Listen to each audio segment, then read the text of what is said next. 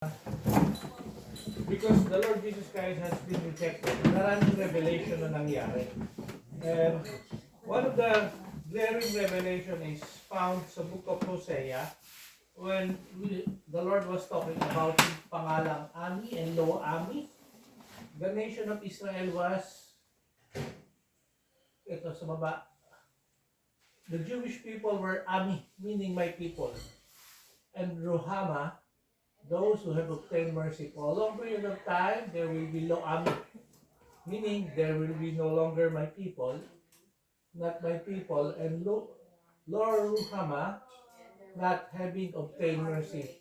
Simply because they have rejected the Lord Jesus Christ, the Messiah. Now, part of that rejection is nabago na rin, nagkaroon ng turning point. Previously, the Lord is showing the sign para sa nation. Now, He is showing the signs for the apostles. So, nagbago yung takbo ng ministry. Instead of, this is for the whole nation of Israel, now, to the select apostles lang. Tapos, ano pa yung mga nabago? Yung miracle. The Lord will heal people even if they don't know Him. Because ang purpose niya nga is makilala siya bilang Messiah. Now that they have rejected Him, ang most of miracles will be individuals with faith. Doon nananampalataya na lang. Tapos, sa tungkol sa proclamation, instead no yung mga gumagaling, previously, pag may gumaling, sasabihin ng Panginoon, you show yourself to the priest. Tapos mag-ano ka kung ano yung nire-require na law. But, yung ibang pinagalingan ng Panginoon, after sa rejection, sabi niya, tell no one about me. Pag binasig mo yung Bible, sasabihin mo parating, ba't sinabi ng Panginoon na tell no one? Eh di ba gusto nga ng Panginoon, mag-proclaim siya? Because, ang pinagugatan nun is, they have rejected Him as the Messiah. Remember, ang Panginoon, He was only doing His ministry in and around Israel and some portions sa mga pagan nations. Konting-konti lang yun. But generally, andito siya umiikot sa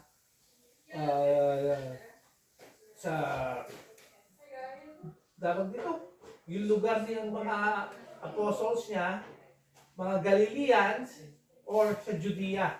O from time to time, dadaan sila, crossover sila sa Samaria. Mga mistisong Hudyo. Okay? Ano pa? Mga resulta na ito. Yung message. Yan. This message goes from proclamation of His Messiahship to silence about His Messiahship. Tahimik na about Him being the Messiah. Why? Because they have rejected Him. Ang purpose talaga ng Panginoon was for His nation, for the nation of Israel. Kaya nga yung sinulat ni John sa John chapter 1 verses 10, 11, sabi niya, He was in the world and the world did not know Him. He came into His own and His own did not receive Him. So, yun lang, yung mga sinulat na ni Apostle John talks about yung Panginoon natin, He was rejected when He was here in this earth. Yun naman naging resulta. Tapos, ano pa naging result? Nabago na yung teaching method.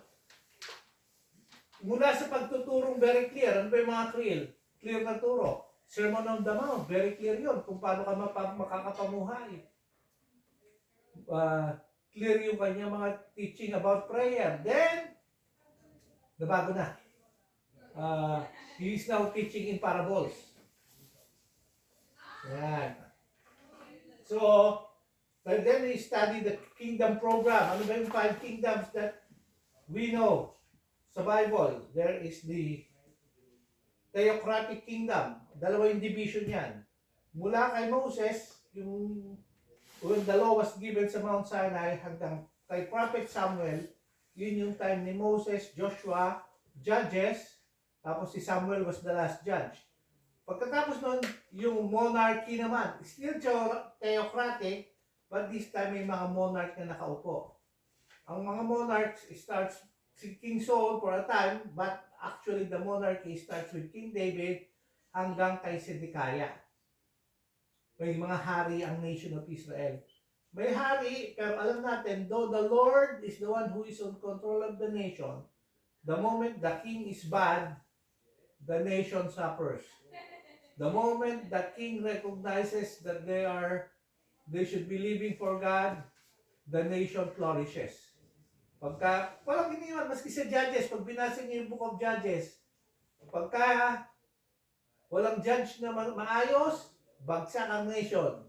Parati silang binubugbog ng Midianita, Palestinians, parati silang kinukubkob na kung sino-sino, magre-raise up ang Panginoon ng judge.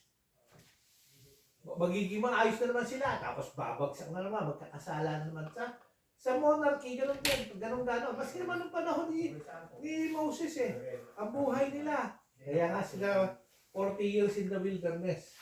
Yun ang unang kingdom. Tapos merong yung spiritual kingdom ng Panginoon, the kingdom of God. Yung kingdom of God is where all believers belong. Tayo, we are part of the kingdom of God. Then there is the coming millennial kingdom. This millennial kingdom, part din tayo. And this time, the Lord will reign for 1,000 years. Then there is the eternal and the universal kingdom. Ano yung eternal and universal kingdom? It is God who is control of all things from eternity past to eternity future. It talks about yung pagiging walang hanggan niya at sinasakop ang lahat ng bagay. Kaya nga universal there's nothing in this creation, in this world, that God doesn't know. He knows everything. So there's nothing that would make God and give God a surprise.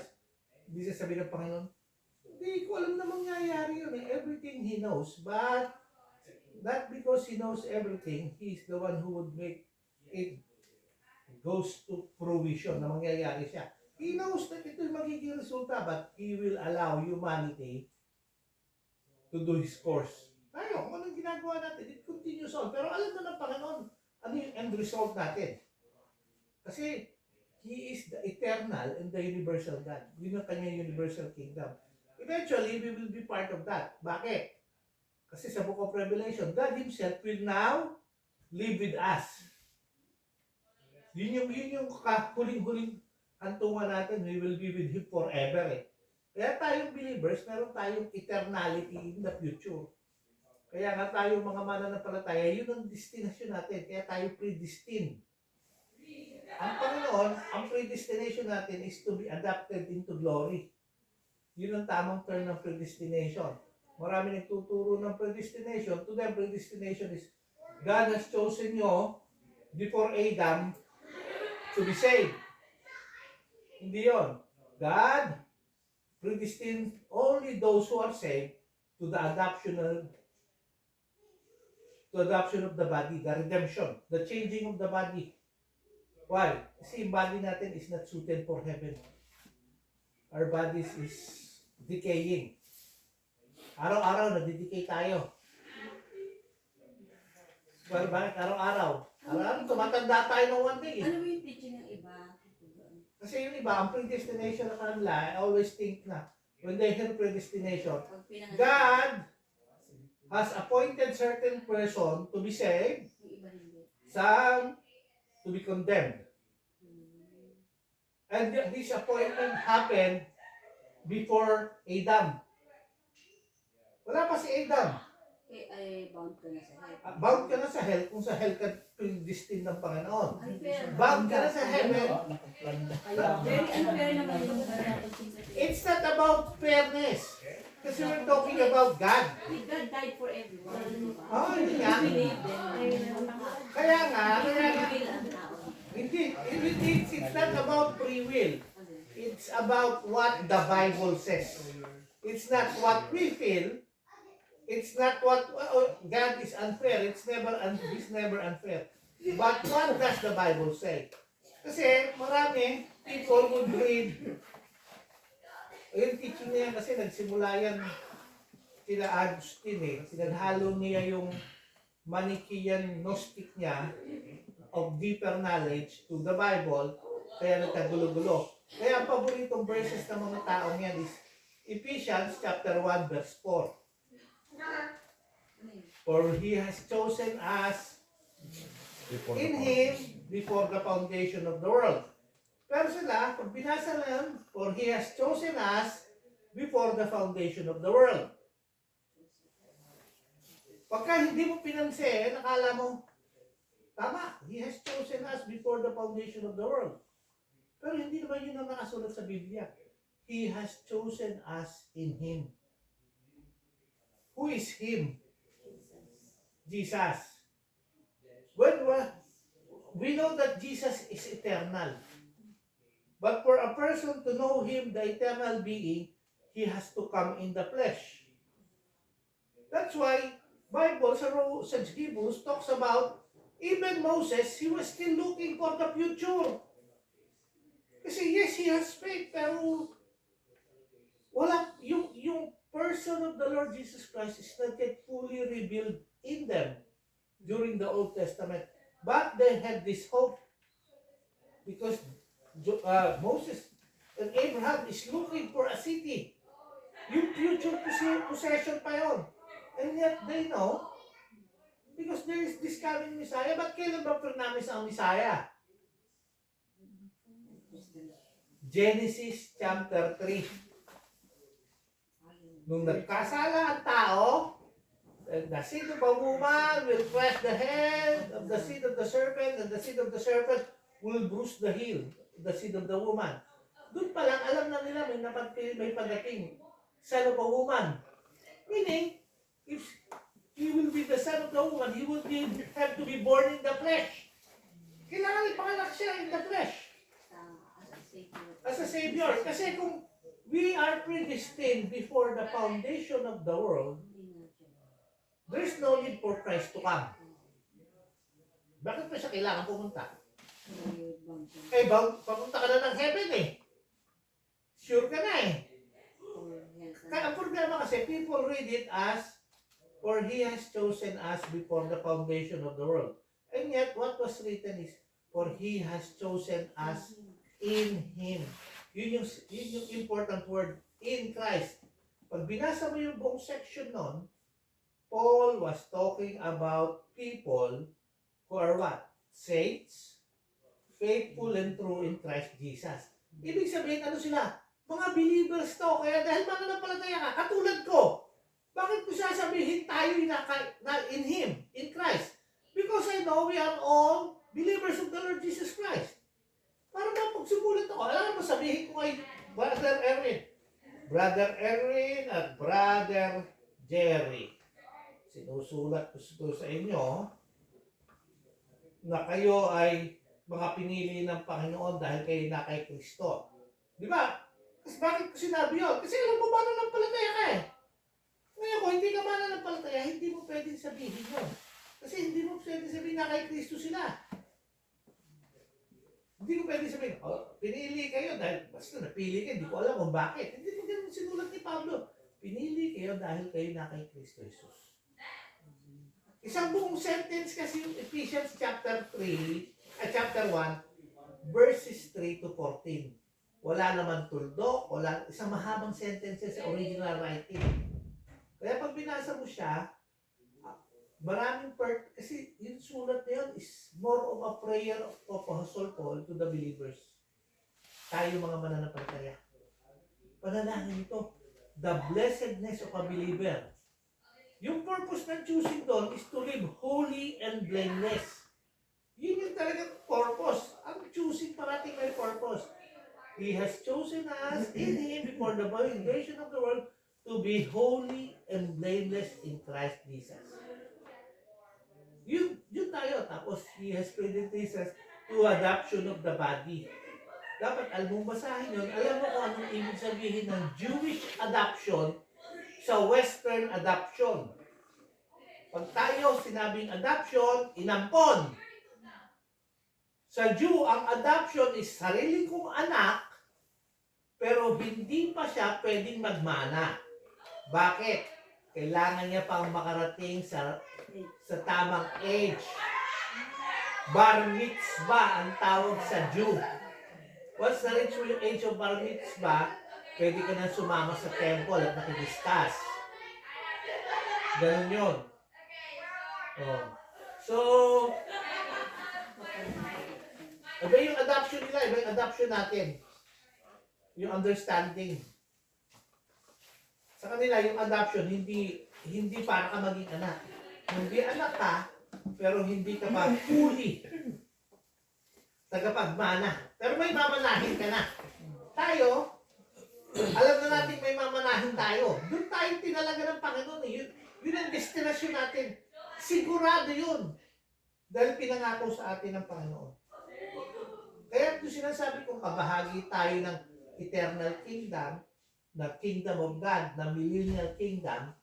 Kasi ito lahat is part ng planuhin ng Panginoon para sa mananampalataya. Pero kabahagi din tayo ng isang kingdom, the mystery kingdom, where we are now. The mystery kingdom is also known as Christendom. Maraming gagamit ng salitang Kristiyano, pero hindi naman mananampalataya. Pero andito tayo lahat ngayon. Anong difference ng church? Ang church is also, though we are under this Christendom, we are under grace. Dahil church tayo. Sigurado yung church. Tayo yung irarapture. Marami sa Christendom, hindi naman mananampalataya. Kasi, bigaralan na nga. Kaya importante maunawaan natin yung mga parables na binigay ng Panginoon. So, sana matandaan nyo ano yung limang kingdom. Eternal, universal, God's kingdom, which is us. Lahat ng believers, mula pa noon kay Abraham, hanggang dun sa pinaka-mahuling mananampalataya at mararapture kasama dyan sa God's kingdom. Millennial kingdom is the 1,000 reign of Christ. Tayo, kings and priests to our God sa 1,000-year reign. Kaya nga tayo, dapat mamuhay ng tama ngayon kasi part of our reward is reigning with Christ. Baka mamaya, nasa millennial kingdom tayo, makita ko mga tanod lang kayo. O brother nyo, ba't tanod ka na lang ngayon? Talaga sa'yo ng Panginoon, kings and priests. Pag naging tanod ka sa kaharian you didn't get your reward. But you're there. Save God. Eternal kingdom, tapos mystery kingdom, which is, nasaan tayo ngayon? So, meron mga different kingdoms, different. Tapos yung monarchy, hindi tayo nakasama doon. Yung una, yung theocratic kingdom, when God is directly. Pero makakasama tayo doon sa ibang form na theocracy sa millennial kingdom. Yun yung extension nun. Putol lang ngayon yun, walang king. Ang dapat king, sino? The Lord Jesus Christ. But He was rejected. But He is coming back.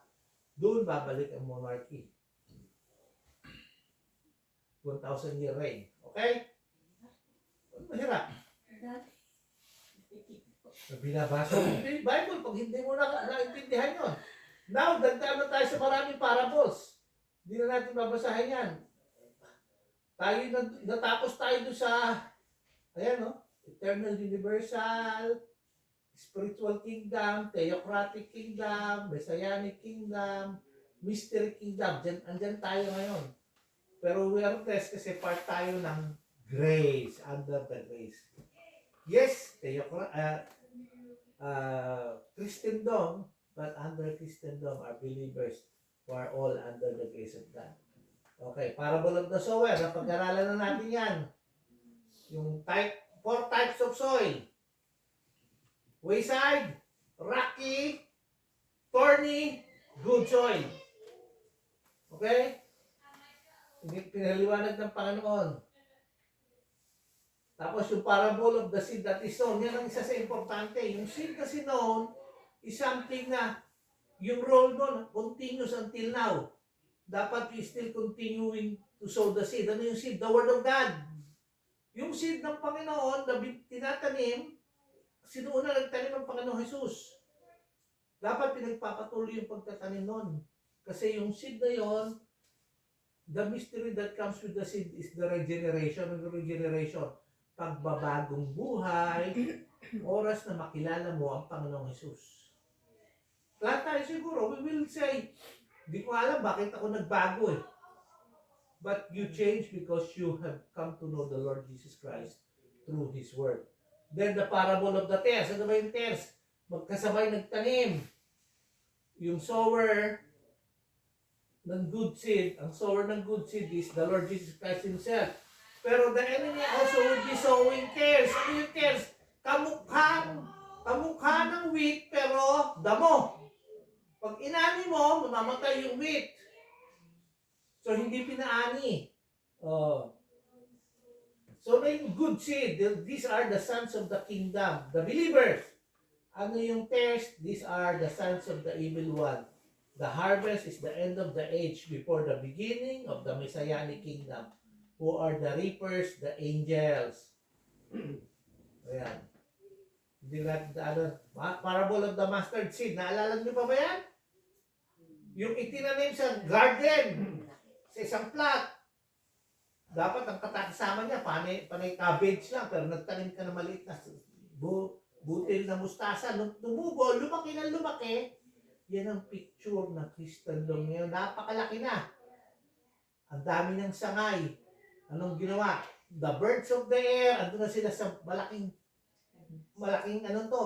Ito yung picture ngayon ng world religion. Ito yung Christendom. Ang namamayagpag, mga ibon. Sino yung mga ibon? Si Satanas. Kasi, tinanim siya sa garden eh.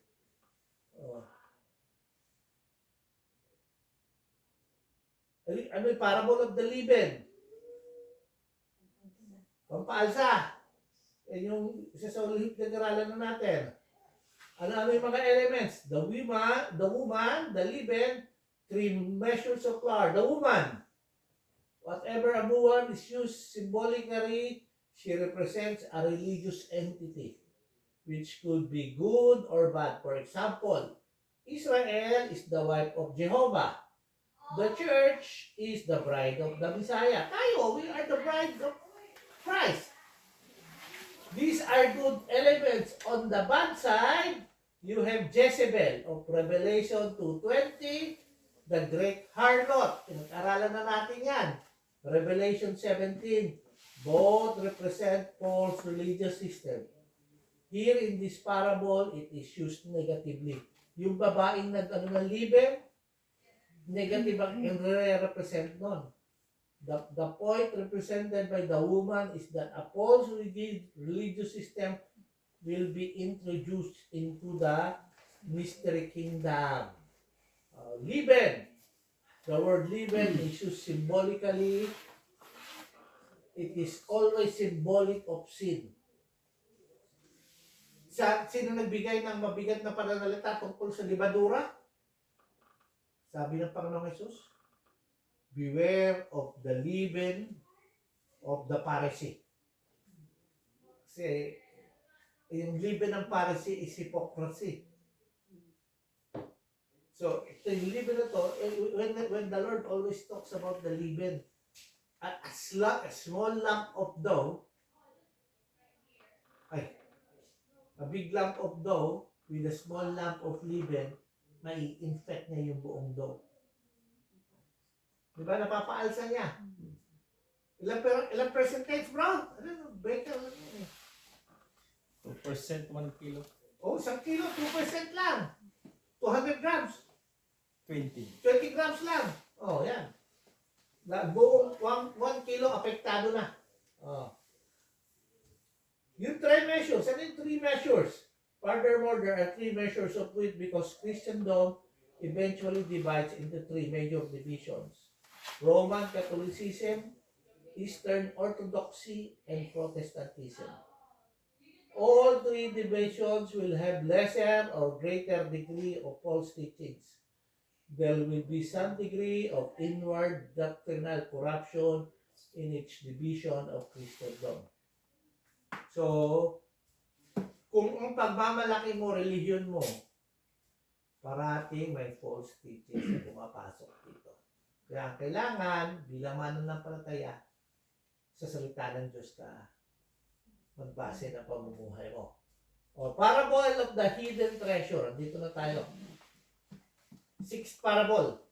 The hidden treasure. Okay, maiksi lang. Matthew 14:44. Binasa na ba natin ito last week? Hindi pa, no? Dito tayo tumigil, ano? Yan. Diyan tayo magsimula. Matthew 13:44. Islamic. Isang verse lang. Ang natatagong kayamanan. Ang kaharian ng langit ay katulad ng kayamanang nakabaon sa isang bukid. Nahukay ito ng isang tao, ngunit agad itong tinabunan. Tuwan-tuwa siyang umalis at ibinenta ang lahat ng kanyang ari-arian upang bilhin ang bukid na iyon. Ang kaharian. Ano, paano pagkaka-introduce ng Panginoong Jesus? Ang kaharian ng langit Oh, ay katulad ng The kingdom of heaven is like this. Di ba yun ang pagkakasulat ni Mateo eh. Oh, the sixth parable, the hidden treasure. Ano matutunan natin? Without checking, ano sa palagay nyo? What is it trying to teach us about the kingdom of God? The kingdom of heaven. Short reading, isang verse lang yan, parable yan eh. O just consider na para tayo yung mga Hudyo. Nung narinig natin yun, ang tanong natin, ano kaya ibig sabihin niya nun? Ang kaharian ng langit ay ganito. Itinago. Bilhin na Natagpuan niya. Pero tinabunan ulit. Tapos binenta niya lahat para, Ang kanyang ari-arian. lahat ng kanyang ari-arian para, Bilhin ang bilhin. hmm.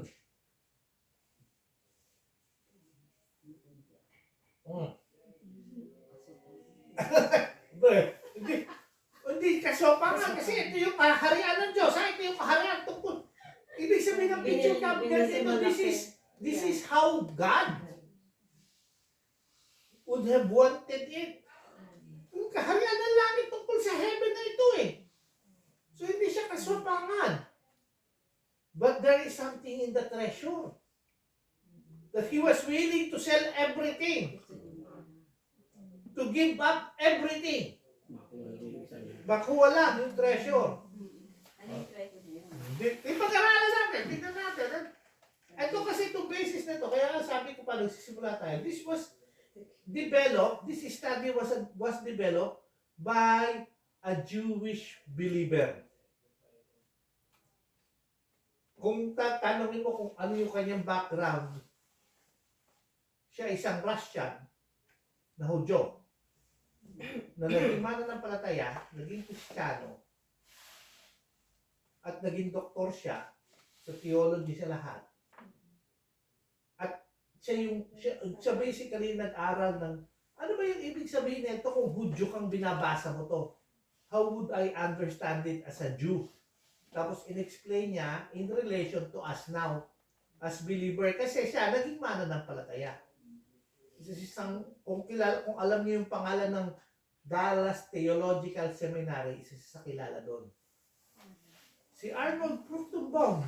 Kaya kasi nung nagpunta siya rito, sinabihan ko kayo na pumunta kayo. When he went here. Oh, yun. Siya nag-develop na itong study na to. Kaya nung mabasa ko siya, nung makita ko siya at mapanood ko si Arnold, sabi ko dapat matutunan namin to kasi pagka binasa mo yun, ang hilig natin basahin, mababasa natin yung the whole Bible. Pag nabasa mo yung section na yan, anong lalabas sa'yo? Anong isipin mo? Anong ibig sabihin ng hidden treasure? Ganito ang heaven. This is the kingdom of heaven. Meron nakakita ng mga treasure. Tinabunan niya, binenta niya lahat para bilihin. Pero ang hirap. Alam niya na, nakita niya na yung treasure eh. Hindi niya kinuha. Kasi hindi sa kanya yung property. Parang gano'n. Bibilin niya muna. Oh. Pero yun ba talaga? Kasi pagka tayo, ililiteral mo ng pag gano'n. Pero yun sa background ng Hudyo, they understand. Kaya importante yung Jewish background kasi tandaan nyo, sumulat na mga to, pala mga Hudyo. And they would know better. Ang context na ito is Jewish in nature. Okay, pag-aralan natin. Sinulat naman niya yan eh. The figure. Sis Malu. Figure. The example taken from everyday life of the first century is that treasure would be hidden in a field for security. In this case, a man discovered some treasure that had been hidden in the field, and he hid it again. And from joy over it, he goes and sells all that he has and buys that field. Yan, galing yun sa sata. And from joy over it, andun yung kagalakan niya, makita niyo yung treasure. Ha? Alam niya yung value kaagad. Alam niya kagad yung value. Yun yung tamang term. Alam niya yung value. Alam. Ha? Ano? Wala na kagad. Tumalo, sinipa mo. Oh. Yan. So, alam na natin, ito yung pula, part ng, yan ang nakasunod sa Biblia. And from joy over it, he goes and sells all that he has and buys the field. Elements of the figure. Sige sis, basa ulit. Elements of the figure? The elements of the figure are the man, the treasure, the field, and all that he had. Oh. Then, sige basa. The point made in the figure. The point made by the figure is that the man was overjoyed to find treasure in the field, and so, at the cost of all that he had, he purchased the field. He purchased the field for the sake of the treasure that it contained. Di ba? Those are all literal translation. Pero, dapat naunawaan mo na nung first century, diyan ang way nila magtago ng kanilang mga kayamanan na binabaw sa lupa. It's a Hebrew tradition. Kaya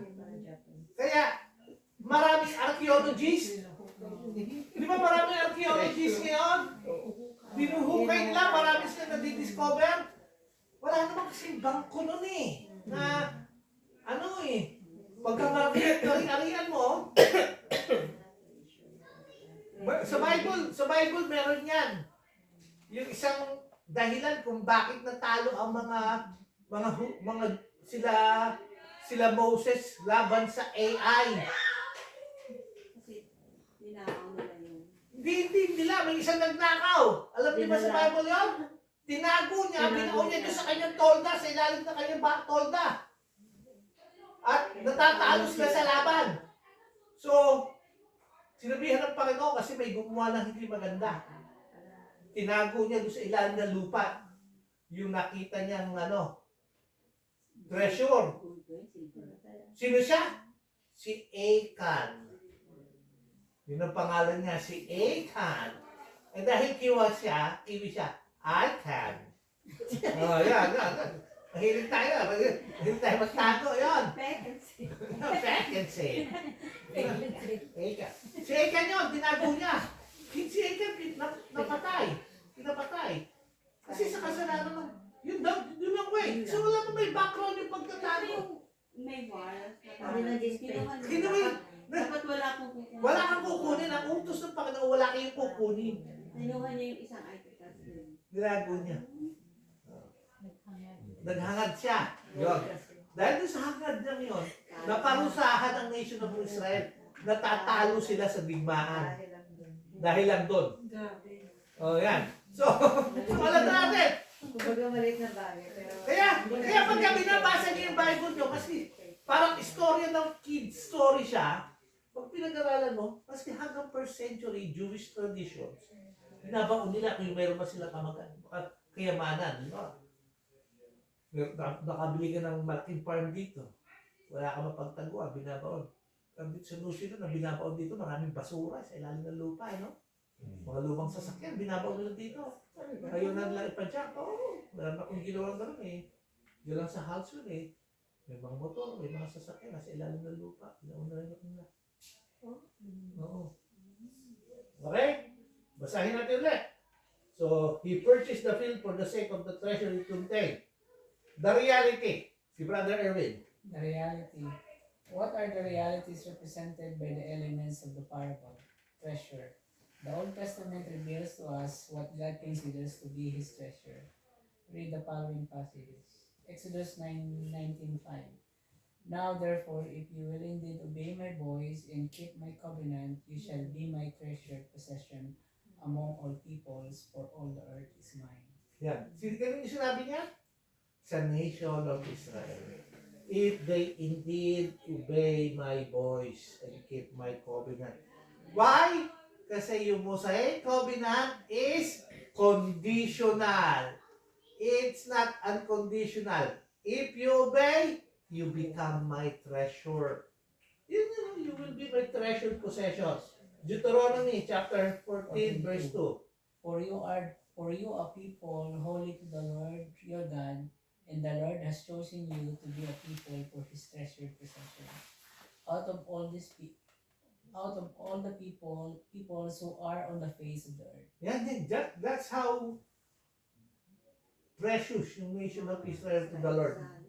Okay. Deuteronomy 26:18. The Lord has today declared you to be his people, a treasured possession, as he promised you, and that you should keep all his commandments. Yan, okay. So yun yung tawag niya sa kanyang nation Israel. May treasured possession. Psalm 135 verse 4. For the Lord has chosen Jacob for himself, Israel for his own position, or his own special treasure. Yan. So alam niyo na what is the treasure? Okay. The word that is translated possession in these verses means treasured possession, something for which the owner has special affection or which holds a special value for him. So we see that Israel is God's treasured possession. Yes, okay. Si Brother Jerry. The man, the field, and the price. Now with Hebrews 12:1 and 2. With this parable in mind and notice what Jesus did. Hebrews 12:1 and 2. Therefore, since we have so great a cloud of witnesses surrounding us, let us also lay aside every encumbrance and the sin which so easily entangles us, and let us run with endurance the race that is set before us, fixing our eyes on Jesus, the author and the perfecter of faith, who for the joy set before him endures the cross, despising the shame, and has sat down at the right hand of the throne of God. The right hand of the throne of God. So ano yan? When the man find the treasure, he was what? Full of joy. Di ba? Oh, yan. Sige, bro, basa. For the joy set before him, he endured the cross. Surely he gave all that he had, his own life to purchase the world. Yung ibig sabihin, the whole field is the world. But there is this one treasure in the field. The nation of Israel. Yan. Jesus, the man is Jesus Christ. The field is the world. The price of the field is his own life. All that he had. That is why he's talking about this is the kingdom of heaven. God willingly giving his life for the nation of Israel and for the whole world.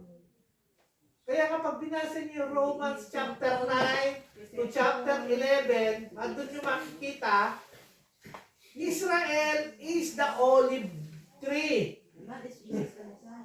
We, Gentiles, the world, has been grafted to the olive tree. Why? Because of what Christ has done. He has paid the price. Not only for the treasured possession, but for the whole world. Okay?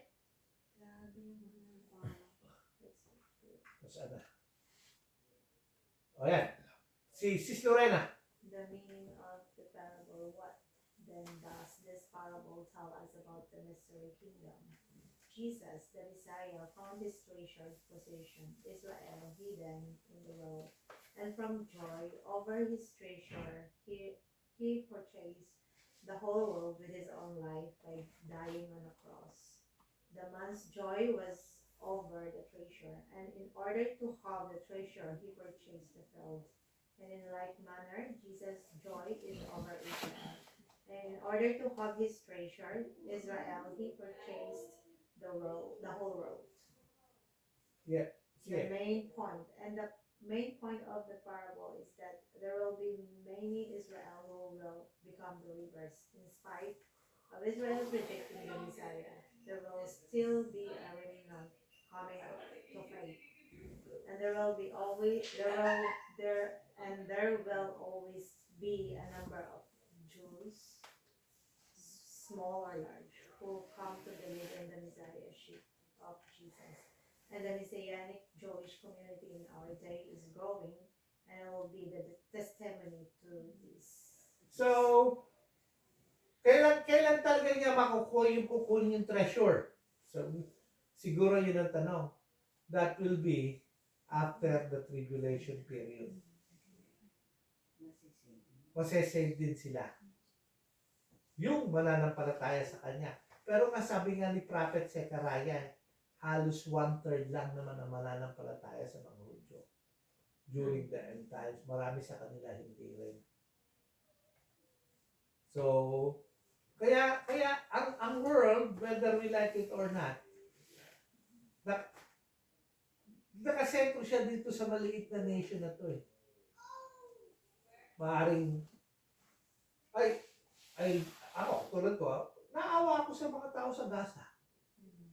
Kasi mga bata ito, they are all innocent, dying. And God shed His blood for them too. Kailangan lang makilala ang Panginoong Jesus. And yet, I will not accuse the Jewish nation because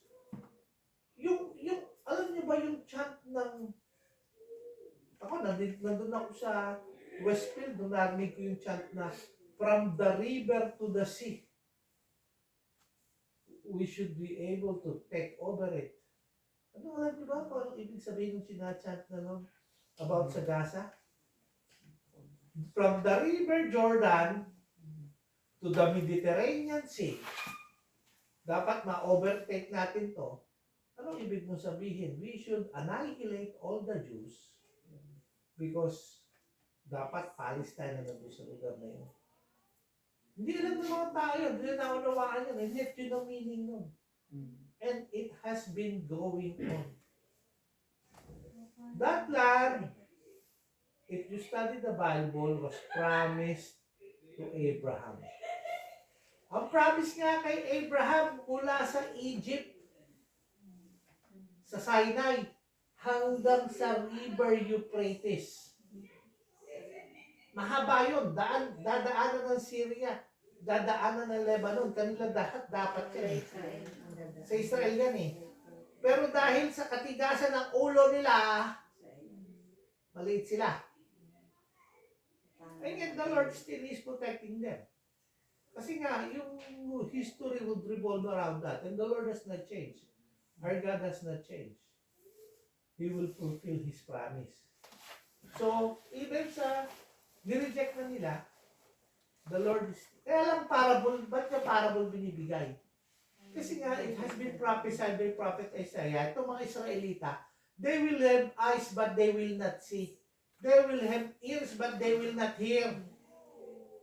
Kaya mas madaling i-share sa mga Gentile ang mabuting balita kaysa sa kanila. Why? Kasi hanggang ngayon, hinihintay pa nila yung Messiah na darating. Nakarating na! At babalik ng muli. Pagbalik niya muli, dun sila aanuhin ng Diyos. I-revive ng Diyos para makakilala sila. Okay, ano pa? Parable of the great price, of the pearl of the great price. Yan, sige. Sislado na ang tagabasa ng Tagalog. Kadugtong lang yan. Magkakatingin siya parable na yan eh. Matthew 13:45 to 46. Ang perlas na mahalaga. Ang kaharian ng langit ay katulad din ng isang negosyante na naghahanap ng mga mamahaling perlas. Nang makakita siya ng isang perlas na napakahalaga, umuwi siya at ipinagbili ang lahat ng kanyang ari-arian at binili ang perlas na iyon. O parang katulad yan, ano? Ha? This time, perlas naman. Mayroon magtuturo. Ang sinasabi ng Diyos dyan, Pilipinas. Bakit Pilipinas? Kasi Pilipinas, perlas ng silangan. Ayan na. naloko na! Oh. Para maraming ganun eh, modern times.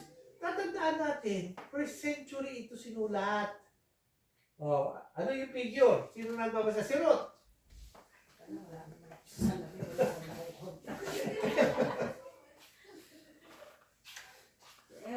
Again, the figure, an everyday life figure of this parable is very similar to the previous one. Here, a man finds a pearl of great value, sold all that he had, and bought it. Elements of the figure. The elements of the figure are the man, the pearl of great value, and all that he had.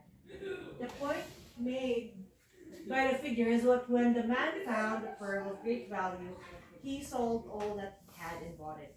And the pearl becomes his possession as a result of the purchase. The reality. What are the realities represented by the elements of the parable? Again, the man is Jesus, the Messiah, and all that he had is his own life. Yan, ito, hindi pa tapos. Labo ng matay. Yeah, malaki to. But what about the pearl? Well, the Old Testament reveals clearly that the treasure represents Israel. It doesn't state anywhere what the pearl represents. And therefore, we must determine the meaning in some other way. Knowing that both Jews and Gentiles become believers in this age, and therefore the mystery kingdom contains both Jews and Gentiles, it is very likely that, just as the treasure in the previous parable represented the Jews, so the pearl in this parable represents the Gentiles. Furthermore, the pearl originates from the sea, and what the Bible thus make clear in places like Daniel 7:1-3, Revelation 17:1, 15:13:1, and Isaiah 17:12-13 is that the sea represents the Gentile world. And so, this parable points out that there will also be many among the Gentiles who come to faith in the Messiahship of Jesus. Tayo doon kasama. Ayan. Kasi pagka binasa mo yung 44, treasured possession, ang nasa isip na maraming tao, alangan mga Hudyo lang sila? Hindi! Kasi yung Hudyo has Old Testament background. They are God's treasured possession. That's why the kingdom of heaven is like this also. Pearl of great price. The pearl of great price are the Gentiles tayo. Both were purchased by the same blood, by the same person, by the Lord Jesus Christ. That's why believers now in the age of grace are both Gentiles and Jew. Kaya pag binasa niyo yung Ephesians chapter 3, ang sabi ni Paul, there is no longer a division between a Jew and a Gentile. Why? They have become one body. The body of Christ. Kasi Christ has both paid for them with His own life. His own. Yung pag binigay mo ng buhay mo, lahat na ikaw. Yung ganun. Kaya dapat yung parang pag binasa, hindi lang siya. Ang hirap siya unawain kung ang background mo eh, binasa mo na lang, pero nasaan ba? Kaya nung nakita ko doon, pinaliwanag nito, napanood ko ito eh. Yung pala ibig sabihin na pag binabasa mo, gagawa mo siya ng sarili mong kwento. Kasi kung halimbawa, Pilipino ako nagtuturo, kita nyo na. Tayo, perlas ng silangan. Pinili din niya tayo mga Pilipino. Di ba? Kasi perlas. May ganun Christian sa Pilipinas. May ganun Kristyano sa... Na sinabing Pilipinas daw yung ano. Kasi nga, hindi mo naman naunawaan yung background. And kasi pag binasa mo sa Book of Revelation, there's an angel that stands in the sea. When the net is filled, the fish are separated. O yan, parable of the dragnet. Sis, Tagalog, parable of the dragnet. Tatapusin natin to para alam na natin lahat ng parable. Para next time, iba naman. Ang lambat. Oh. Ang kaharian ng langit ay katulad din ng isang lambat na inihagi sa dagat at nakahuli ng sari-saring isda. Na mapuno ang lambat, hinila ito sa pampang. Naupo ang mga tao habang tinitipon nila sa sisidlan ang mabubuting isda at itinatapon naman ang mga isdang hindi makakakinabangan. Ngunit ang mangyayari sa katapusan, gayon din ang mangyayari sa katapusan ng daigdig, darating ang mga anghel, ihihiwalay ang masasama sa mga matuwid, at ihahagis ang masasama sa nagliliyab na apoy. Doon mananangis sila at mangangalit ang kanilang mga ngipin. Si Brother June. The eighth parable. The eighth parable is the parable of the net.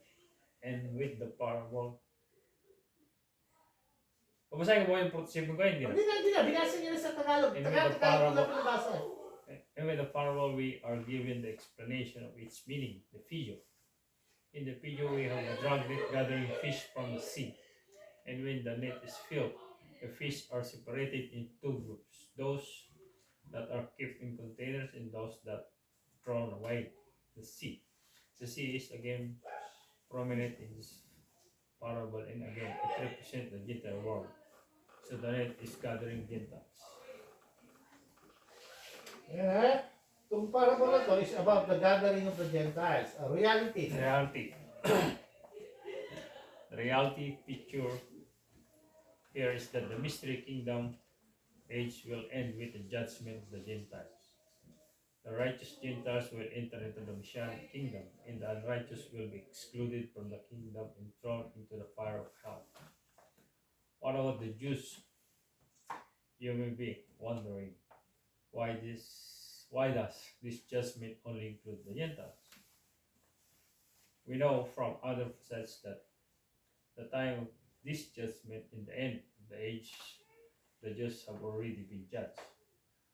2/3 of them are perished, and without exemption, every living Jew is a believer. The judgment depicted here is the same judgment of the Gentiles found in Joel 3:1-3 and Matthew 25:31-46. Yeah, so take note nyo na lang yung verses na yun. Basahin nyo. And then kung may question kayo about it, pag-aralan natin next week. Matthew 25:31-46, Joel 3:1-3. So hindi nyo pwede sabihin ba't Gentile lang? Kasi nga, pagdating ng end of the age, yung mga Hudyo, 2/3 of them, will have perished. Mag 2/3, sila na matitira. 1/3 lang. 1/3 lang ang magiging mananampalataya. Okay? Parable of the householder. Matthew chapter 13, 51-52. Si Slani. Kayamanang bago at lubos. Naunawaan ba ninyo ang lahat ng ito? Tanong ni Jesus. Kaya natin naman. Sige. Opo, sagot nila. At sinabi niya sa kanila, kaya nga, ang bawat tagapagturo ng kautusan na tinuruan tungkol sa kaharian ng langit ay katulad ng isang pinuno ng sambahayan na naglalabas ng mga bagay na bago at luma mula sa kanyang taguan ng kayamanan. Yan, hirap na naman unawain Ha? Basahin natin para mautuwaan natin. Sis Weng. Have you understood all these things? They said to him, yes. And Jesus said, ayan yung binasa ni Mrs. Lani. The figure here is of the head of a household who brings out of his treasure both new things and old things. The element of the figure are the head of the household and his treasure. The reality. The head of the household is a scribe who has become a disciple of the kingdom of heaven. The treasure of the scribe is his knowledge of the word of God. So the reality depicted by the parable is that the scribe in the kingdom will bring out of the word of God things both new and old in relationship to the mystery kingdom. The meaning. And the point he makes is that some aspects of the mystery kingdom have similarities with the other facets of God's kingdom program, and other aspects are completely new, never found before, hence the mystery. Summary of... Yeah. Okay. Ito, yung scribe that has become a disciple. Bakit niya tinanong ito sa kanila? Yun ang dapat mong ano. Yan sabi niya, have you understood these things? They said to him, yes. Sumagot sila, yes, Lord, naunawaan na namin. And Jesus said to them, therefore, every scribe who has become a disciple of the kingdom of heaven is like the head of the household. So, sino ito? Nung time na kausap niya, all the disciples have become the head of the household. Bakit? Sa kanila na iniaatang ng Panginoon ang pagbabahagi ng salita ng Diyos. That's why, even si Paul, when he speaks of the mysteries of the kingdom of God that are being revealed, sinasabi niya, ano yung mga mysteries that is now being revealed?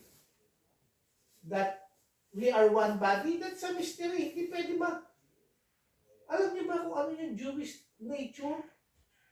Tayo dito, panig tayo Gentile. Kung nasa first century tayo, hindi papasok dito ang Hudyo. Bakit?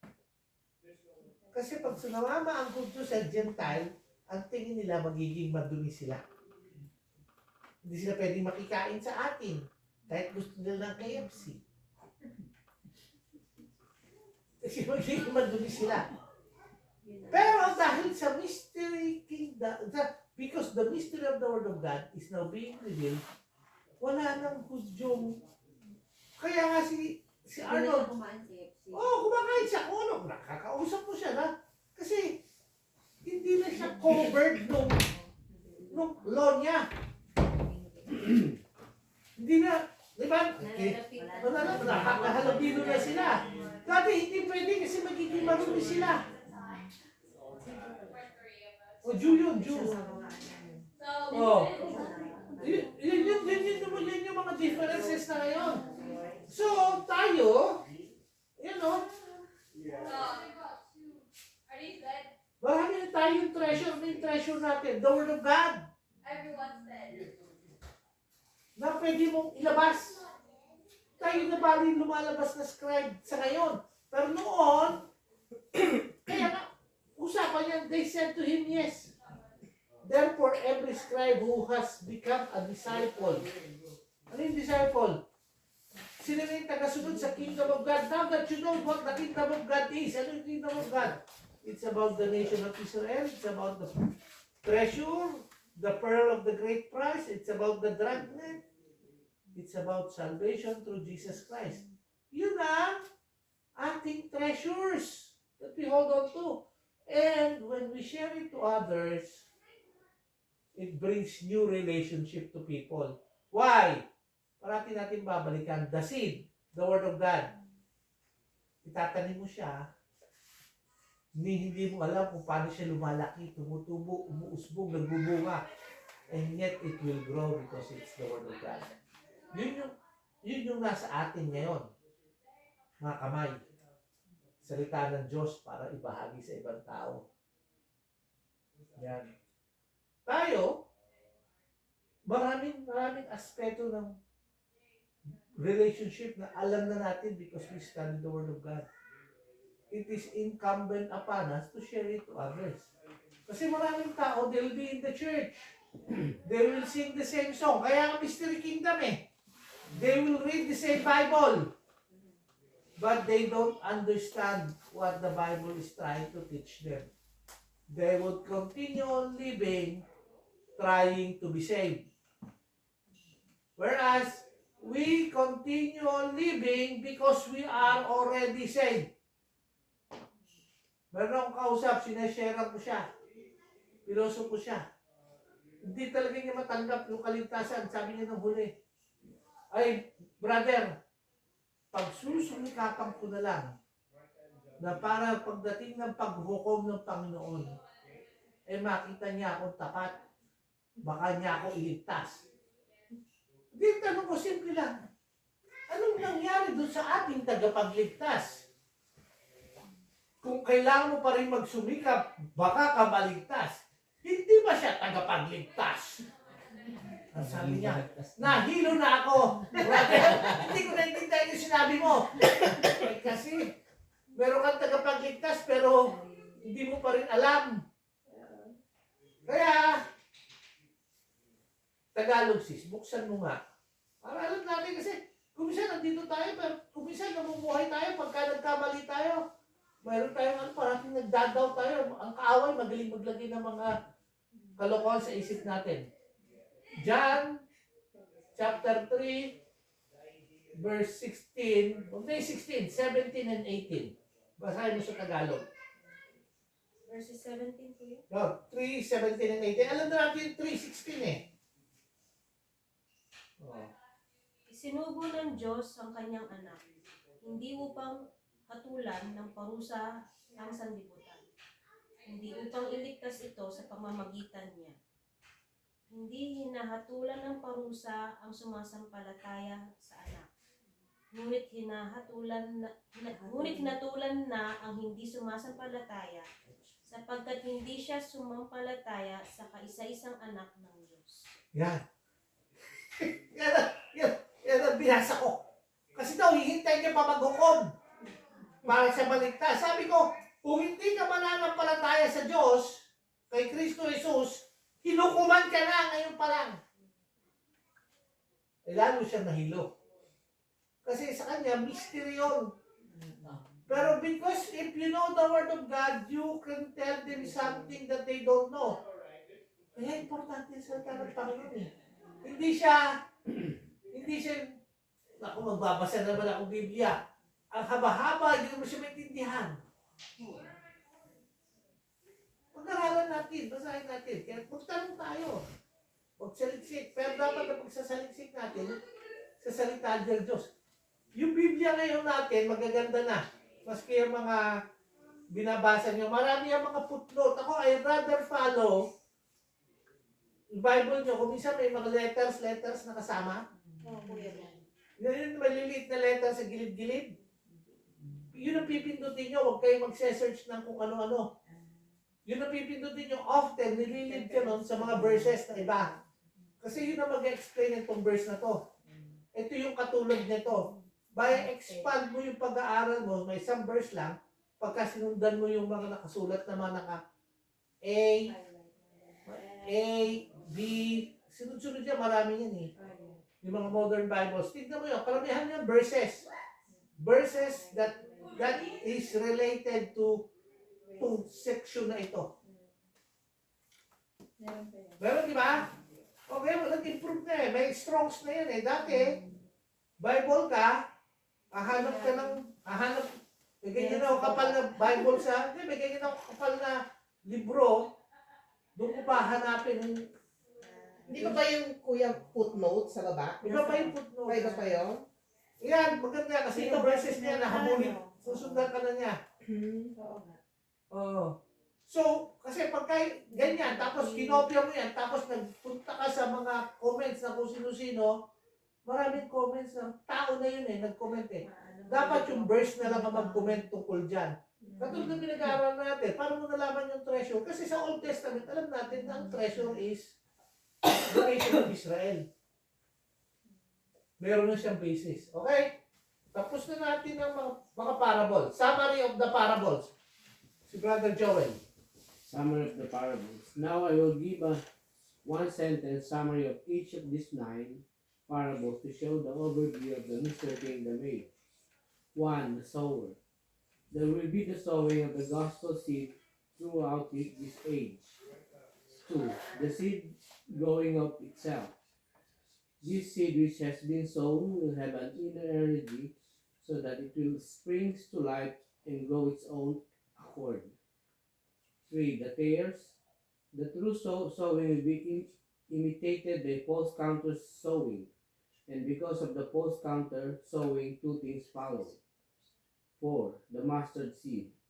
The mystery kingdom will assume huge outer proportion until it becomes a monstrosity harboring the age of Satan. 5. The leaven. It will be marked by inward doctrinal corruption. Nevertheless, because of the seed is sown and grows itself to other things follow. 6. The treasure. The Lord will gain a remnant from Israel. 7. The pearl. God will gain a people from among the Gentiles. Then, the net. The mystery kingdom age will end with the judgment of the Gentiles. The unrighteous will be excluded from the Messianic kingdom, and the righteous will be taken in. And number 9, the householder. The mystery kingdom has both similarities and dissimilarities with the other facets of God's kingdom program. Yan. So, God's kingdom program, yung lima, God's eternal and universal kingdom, yung facet na yon includes us. So, if sa mystery kingdom, there are those who are part of that eternal kingdom where eventually we will all be. We will not be part of the theocratic kingdom, the currently past, but we will be part of the coming theocratic kingdom, which is the millennial kingdom or the messianic kingdom, the 1,000 reign of Christ. Lahat ng yung mga passage yan, similar yan eh. Ano ba? Yung kingdom ng mga believers. Tayo, nasa kingdom na to. Eternal yung nature kasi this kingdom is for all believers from all ages. Part tayo nito. Then nasa reality tayo ng mystery kingdom. And the mystery kingdom is this. May mananampalataya, may hindi mananampalataya. Meron in this time, maraming makukuha, pero maraming they will all end up outside the messianic kingdom where they will be thrown to the lake of fire, gnashing of teeth. So, yan yung sinasabi ng Panginoon when He was talking to His disciples. Bakit niya sinasabi sa disciples? Because eventually, through these parables, they will learn because sila yung mag-lead ng church. Kaya they have to wait for the Holy Spirit. Dahil these things that I have told you, sino magre-reveal sa kanila? When the helper comes, the comforter, He will reveal to you all things. Sinabi ko na sa inyo, ba't mas ipaliliwanag pa ng banal na Espiritu sa inyo through His Word? Yun yung ano, yan yung last ng section na to. Ang haba, no? But just because of the rejection, ang dami nang pinaalam ng Panginoon sa kanyang mga disciples. And eventually, it doesn't stop doon sa kanyang disciples kung kausap niya doon. It continues on. Kaya nga, ganun yung ginawa ng Panginoon sa kanyang ministry. Nagpatuloy, hindi namatay ang church. Maski na nawala na yung early disciples, it continues on. Ano nangyayari? Meron lang dumating na malaking puno. It has become a monster. Napakalaki na ng so-called Christianity, Christendom. Pero sa among the Christendom, ang dami ng mga false. Kailangan masala. Sino pwedeng sumala? Tayo. We are the scribes. We are the disciples of the kingdom of heaven. We know because we are in Christ Jesus. See the difference? Ang hirap kasi kung namumuhay ka na puno-puno ka ng doubts. Eh, tanong kay Brother Jun, ang daming churches na walang kasiguruhan kung sino sila kay Kristo. Walang peace. Ano ba yung sabi ng Panginoon? It is Him who gives peace. And yet they still are looking for peace, even if they say they are Christians. Many people would love the songs. Ang daming magandang kanta. Pero those who are singing it are uncertain whether they are true children of God. Tayo, we know we are the children of God. Why? Because we have faith in the Lord Jesus Christ. We have passed from judgment into life. Kaya nga kahit anong pag-aralan mong epistle, sulat ni Apostle Paul, sulat ni Apostle John, sulat ni Peter, they say the same thing for us, believers in Christ Jesus. Oh, we are the disciples of the kingdom of God. Okay? Let's pray. Our Heavenly Father, maraming salamat that even if it is seemingly napakarami pa, Lord, namin dapat matutunan, maalaman about your word, about the things that you want us to know. We praise you and thank you, Lord God, for revealing to us the many things that we can share to others. I pray, Lord God, that in our lives we will be the scribes, those who know you, those who understand the word of God and be able to defend the word. tell others, and plant the seed that is growing, that will continue to grow. I pray, Lord God, that people would come to know the Lord Jesus Christ through the words that we say and through the actions that we do. Pagpalain niyo, Lord, aming mga buhay, and even, Lord God, cause us to desire more to be diligent in studying your word, in prayer, and living for you. We praise you and we thank you, Lord, for tonight. Bless each and every one of us, Lord God, sa mga may mahabang weekend. Bigyan niyo sila bigyan niyo bawat isa sa amin ng kapahingahan at kalakasan. Sa mga papasok, Lord, bigyan niyo rin kami ng extra strength for the time to work. Maraming salamat, Lord, for your continuous protection and provision. We pray all these things in Jesus' name. Amen. Amen.